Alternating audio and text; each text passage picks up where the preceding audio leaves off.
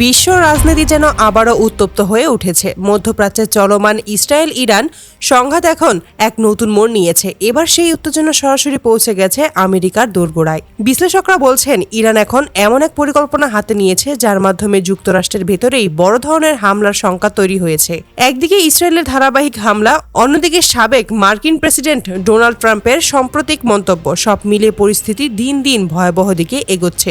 আজকের ভিডিওতে আমরা জানবো ঠিক কি ঘটেছে, কেন ইরান সরাসরি আমেরিকার দিকে নজর দিচ্ছে এবং বিশ্লেষকরা কেন বলছে এই সংঘাত থেকে শুরু হতে পারে নতুন বিশ্বযুদ্ধ। সম্প্রতি ইসরায়েল ইরানের ভেতরে একাধিক সামরিক ঘাঁটিতে বিমান হামলা চালায়। এই হামলার ফলে ইরানের কয়েকটি ড্রোন ও ক্ষেপণাস্ত্র প্রকল্প ক্ষতিগ্রস্ত হয়। তখন থেকেই ইরান ইসরায়েলের পাশাপাশি যুক্তরাষ্ট্রকেও দায়ী করে আসছে।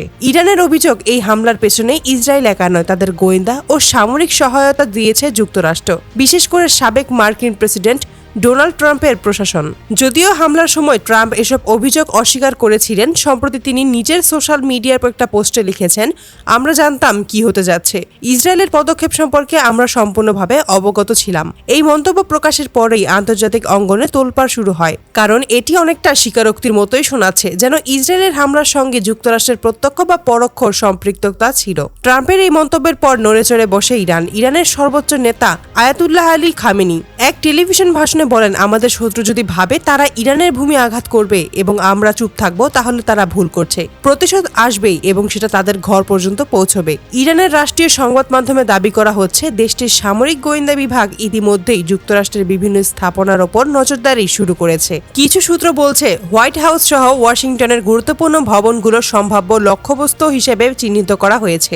যদিও এসব তথ্যের কোনো আনুষ্ঠানিক নিশ্চিতকরণ পাওয়া যায়নি, তবুও বিশ্লেষকরা সতর্ক করেছেন, ইরান তার সামরিক সক্ষমতা দেখাতে এবং প্রতিপক্ষকে ভয় দেখাতে এ ধরনের বক্তব্য ও পরিকল্পনা প্রকাশ করেছে।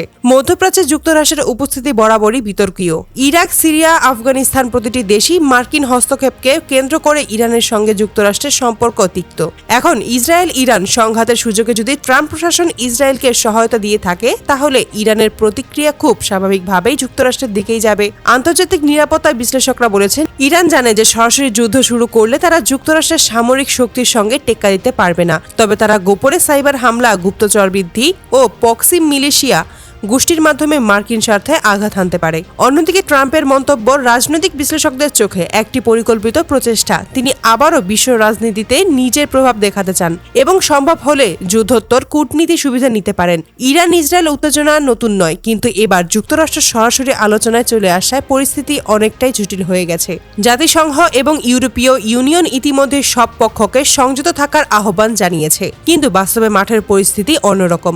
ইরান সীমান্তে সেনা সংখ্যা বাড়াচ্ছে, ইসরায়েল নতুন প্রতিরক্ষা ব্যবস্থা স্থাপন করছে, আর যুক্তরাষ্ট্র মধ্যপ্রাচ্যের নৌঘাটিতে বাড়াচ্ছে টহল। এমন প্রেক্ষাপটে অনেক বিশ্লেষক বলছেন, একটি ছোট ভুল হিসাব বা উস্কানি একটি বড় যুদ্ধের সূচনা ঘটাতে পারে। আর যদি সত্যি ইরান যুক্তরাষ্ট্রের হামলার চেষ্টা করে, তাহলে সেটি হবে ইতিহাসের সবচেয়ে বড় সংঘাতগুলোর একটি। সব মিলিয়ে এখন গোটা বিশ্ব তাকিয়ে আছে তেহরান, ওয়াশিংটন এবং তেল আবিবের দিকে। ট্রাম্পের মন্তব্য, ইরানের হুমকি আর ইসরায়েলের প্রতিরক্ষা প্রস্তুতি সবকিছু ইঙ্গিত দিচ্ছে উত্তেজনা এখানেই থামছে না। তবে মনে রাখতে হবে, এখনো পর্যন্ত ইরানের পক্ষ থেকে কোনো আনুষ্ঠানিক ঘোষণা আসেনি যে তারা যুক্তরাষ্ট্রের হামলার নির্দিষ্ট পরিকল্পনা নিয়েছে। তথ্যগুলো মূলত দাবি ও প্রতিবেদনের ভিত্তিতে প্রকাশ পাচ্ছে। তবুও পরিস্থিতি যেভাবে দ্রুত বদলে যাচ্ছে, বিশ্ব রাজনীতি নতুন এক মোড়ের দিকে এগোচ্ছে, তা বলার অপেক্ষা রাখে না। আপনারা কি মনে করেন, ইরান কি সত্যি আমেরিকায় হামলার পরিকল্পনা করছে, নাকি এটি শুধু রাজনৈতিক চাপ সৃষ্টি করার কৌশল? আপনার মতামতটি কমেন্টে জানিয়ে দিন। ভিডিওটি তথ্যবহুল মনে হলে লাইক, শেয়ার এবং চ্যানেলটি সাবস্ক্রাইব করুন, যেন বিশ্বের বড় খবরগুলো সবার আগে আপনার কাছে পৌঁছতে পারে। ধন্যবাদ, দেখা হচ্ছে পরের আপডেট নিয়ে।